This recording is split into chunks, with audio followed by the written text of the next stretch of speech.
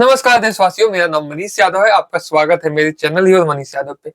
आज हम बात करेंगे कि दिल्ली में जैसे आप लोगों ने देखा, रेखा गुप्ता जी को मुख्यमंत्री बनाया गया। इससे पूरा देश थोड़ा-सा चौंक गया कि रेखा गुप्ता कौन है भाई? अचानक से रेखा गुप्ता कैसे मुख्यमंत्री बन गई? इसके ऊपर मैंने कल जल्दी-जल्दी में ही एक उनके जीवन परिचय के ऊपर वीडियो बना के डाल रखा है। आप जाके वीडियो देख सकते हैं और उनके जीवन के परिचय के बारे में जान सकते हैं। अब बात यहाँ पे ये आती है कि बीजेपी अपना चेहरा चुन चुकी है और उनके मंत्री लोग कार्यभार संभाल चुके हैं। तो बीजेपी के लिए दिल्ली में सबसे बड़े मुद्दे क्या रहेंगे और किन मुद्दों पे उन्हें सबसे ज्यादा कार्य करने की जरूरत है?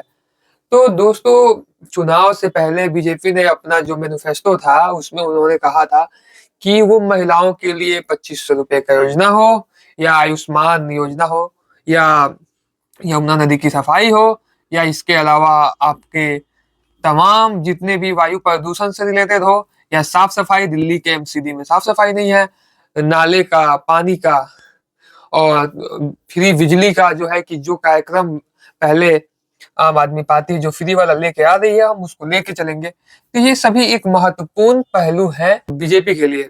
तो बीजेपी इस पे कितना खरी साबित होती है, ये आने वाला वक्त बताएगा। हम सबसे पहले बात करेंगे दिल्ली के जो सबसे बड़ा मुद्दा है, यमुना नदी। तो आप लोगों ने देखा होगा कि यमुना नदी में अभी आपको जैसे विजुअल्स देखने को मिलेंगे कि यमुना नदी की सफाई शुरू हो गई है। तो यमुना नदी की सफाई शुरू हो गई है, तो इससे दिल्ली वालों के अंदर और खास करके जो पूर्वांचल के लोग हैं, उनके अंदर एक विश्वास और एक खुशी दिख रही है कि वो यमुना में छठ पूजा अच्छे से मना पाएंगे। तो इस पे और ज्यादा तेजी से कार्य करने की जरूरत है। इसमें कहीं ना कहीं जो नाले और गटर से पानी आता है, इसके अलावा जो उद्योगों से पानी निकल के जो गंदा पानी आता है, इन सब पे कैसे बीजेपी रोकथाम करती है, कैसे इसको ट्रीट करती है और कैसे पानी को साफ करती है, ये एक बहुत अहम है। इसके अलावा दोस्तों, जो दूसरा सबसे बड़ा बात है, आयुष्मान योजना जो भाजपा ने बोला था उसकी मंजूरी इन्होंने दे दिया है और ये दिल्ली वासियों का इसका आने वाले वक्तों में लाभ मिलेगा। लेकिन 2500 रुपए का जो उन्होंने महिलाओं के लिए बोला था, इस पे अभी कोई मुहर नहीं लगी है, तो ये आने वाला वक्त बताएगा। इसके अलावा दिल्ली में जो सबसे बड़ा मुद्दा है जिसपे इस चुनाव में बात नहीं हुई, लेकिन ये भाजपा को ध्यान देना चाहिए और उम्मीद है कि इस पे कुछ ऐसे फैसले लिए जाएंगे, ऐसे-ऐसे कानून और कार्रवाई की जाएगी जिससे कि दिल्ली और दिल्ली के आसपास में, जैसे कि आप लोग देख सकते हैं, उत्तर प्रदेश हो या हरियाणा हो, यहाँ भाजपा की सरकार है। तो भाजपा के लिए एक अच्छा अवसर है कि इस अवसर को भुनाए और वायु प्रदूषण को मिल के अपने आसपास के राज्यों के साथ कोऑर्डिनेट करके उसको सही से लाए और एक क्यूआई जो है, एक क्यूआई का समस्या, एक एयर क्वालिटी इंडेक्स का, वो समस्या दूर हो।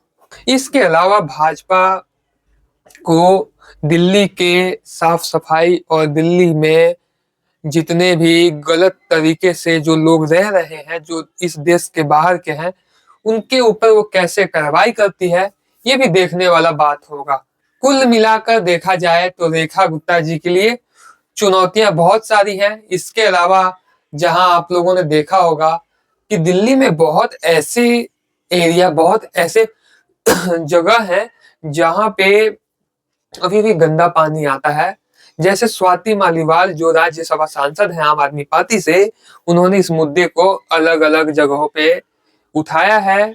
वो अपने सोशल मीडिया के जरिए हो या न्यूज़ चैनल पे इंटरव्यू देके, या उन्होंने अलग-अलग प्लेटफॉर्म पे इस बात का जिक्र करा है।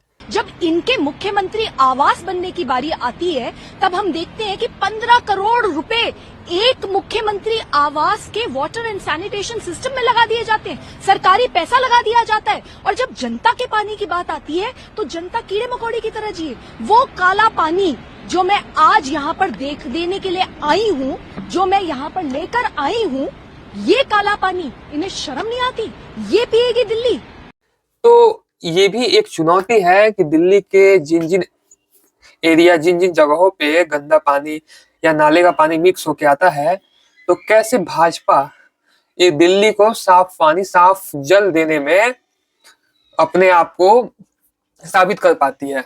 इसके अलावा दिल्ली में जहां भाजपा ने एक वादा किया था कि जो हमारे छात्र हैं उनको उन्होंने बोला था कि पढ़ाई के लिए पैसे दिए जाएंगे, तो उन पैसों का क्या होता है, कब दिए जाएंगे, ये देखने वाला बात होगा। हम इसमें आज बस मुद्दों पे बात कर रहे हैं कि किन किन मुद्दों पे काम होना चाहिए। एक बार से दोबारा से हम इस बात को हम आप तक ला रहे हैं। इसके अलावा दिल्ली में कैसे और ज्यादा स्वास्थ्य सुविधाएं अच्छी की जा सकती हैं।